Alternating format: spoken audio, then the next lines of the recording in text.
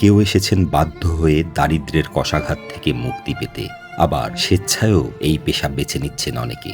সময়ের আবর্তে সবকিছু বদলে গেলেও বদলায়নি সভ্যতার অন্যতম প্রাচীন এই পেশার সঙ্গে জড়িতদের জীবনের গতিপথ। এমন তিনজন নারীর সোনাগাছিতে পৌঁছনোর গল্প তুলে ধরেছে ভারতীয় দৈনিক ইন্ডিয়ান এক্সপ্রেস। সোনাগাছিতে কিভাবে পৌঁছলেন কোহিনূর? প্রশ্ন করতেই জীবনের গল্পের খই ফোটালেন কোহিনূর। বাবা মা ভাইকে নিয়ে ছোট্ট পরিবার ছিল। শৈশবেই মনে গেঁথে যায় শিক্ষক হওয়ার বাসনা, কিন্তু অভাব অনটনের সংসারে তার এই ইচ্ছা যে বাস্তব রূপ পাবে না সেটাও জানতেন তিনি। তবুও স্বপ্ন দেখতেন শিক্ষক হওয়ার। নিজের লালিত স্বপ্নের কথা বান্ধবী শবনমকে জানালেন। এরপর দেখতে দেখতে মাধ্যমিক পরীক্ষা শেষ হলো। কোহিনূরের স্বপ্ন সফল করতে শবনম বন্ধুকে নিয়ে এলো কলকাতার শোভাবাজারে। বাড়ি থেকে পালিয়ে শোভাবাজারে এসেছে দুই বান্ধবী। শবনম এক ব্যক্তির সাথে পরিচয় করিয়ে দিল কোহিনূরকে। কোহিনূরের পরিবারের সদস্যরা এসবের কিছুই জানেন না। শবনমের পরিচয় করিয়ে দেয়া সেই ব্যক্তির সঙ্গে ঘর বাঁধার স্বপ্ন দেখেছিলেন কোহিনূর, কিন্তু হঠাৎ সংবিত ফিরল তার। যাকে নিয়ে ঘর বাঁধার স্বপ্ন দেখতেন কোহিনূর, সেই ব্যক্তি তাকে নিয়ে এসেছে এমন এক জায়গায় যেখানে সবাই তাকে ছুতে চায়।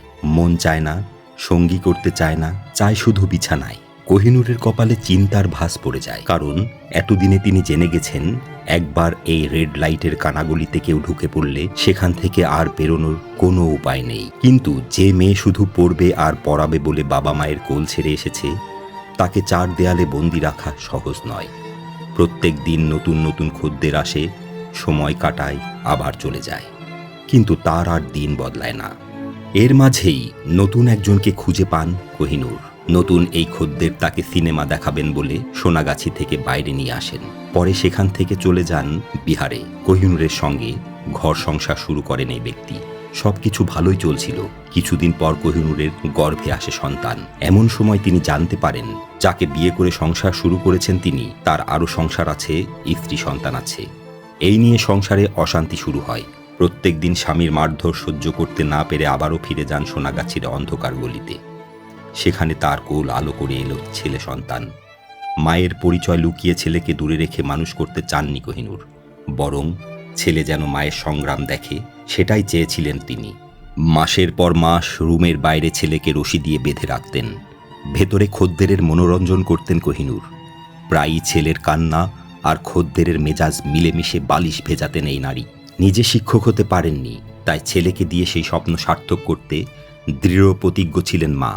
কোহিনূরের ছেলে এই পল্লীতে থেকেই পড়াশোনা করলেন। শেষ পর্যন্ত মায়ের স্বপ্ন পূরণ করে ছেলে শিক্ষকও হয়ে গেলেন। এরপর যৌনকর্মীর সঙ্গেই ছেলের বিয়ে ঠিক করলেন কোহিনূর। ছেলেকে জীবনের সার শিক্ষা দিয়েছেন, তাই পুত্রবধূ নির্বাচনে কোনো দোলাচল ছিল না। তবে বিয়ের পর কোহিনূরের পুত্রবধূ কেবল ঘর সংসারই করছেন। কোহিনূরের দুই নাতি নাতনি। সকালবেলা তাদের পড়াতে বসান কোহিনূর। অতে অজগর আসছে তেরে, আতে আমটি খাবো পেরে। কোহিনূর যে শিক্ষিকা হতে চেয়েছিলেন